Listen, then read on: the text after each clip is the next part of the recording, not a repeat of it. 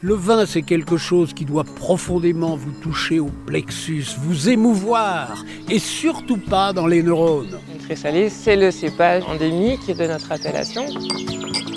Les gens font du vin pour gagner des ronds, moi je fais du vin parce que ça me plaît, parce que j'ai envie de faire du bon vin.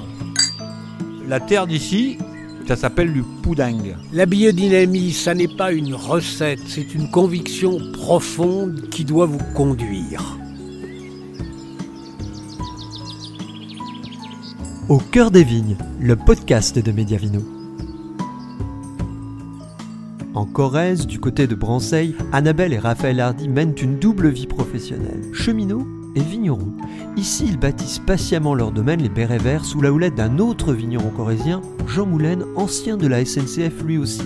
Entre transmission, entraide et passion commune, ce trio est uni par le goût du travail bien fait et l'amour de la terre corrézienne.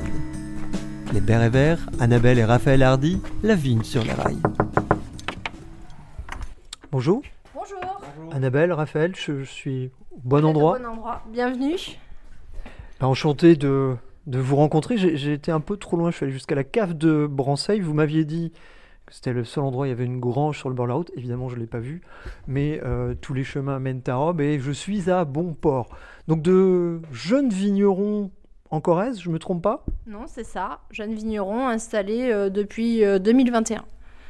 Donc on a tout créé, puisqu'on est parti de rien, donc une terre nue sur les hauteurs de Saint-Just-à-Maumont, où on a planté dans un premier temps du gros lot. Et cette année, on a augmenté un petit peu la surface avec du fer servadou et du gamay. Corrézien de naissance, pas du tout ? Alors moi, je suis originaire de Périgueux, arrivé en 2006 pour mes études. Et après, rencontre avec Annabelle en 2010. Et l'aventure dans la vigne a commencé quelques années maintenant. On a tout créé ensemble. Des études dans le vin ou pas du tout ? Pas du tout. Moi, je suis chaudronnier de métier. Et voilà. Alors moi, je suis corrézienne. Je suis née à Tulle. Je me disais qu'il y avait un truc aussi chez vous. Voilà.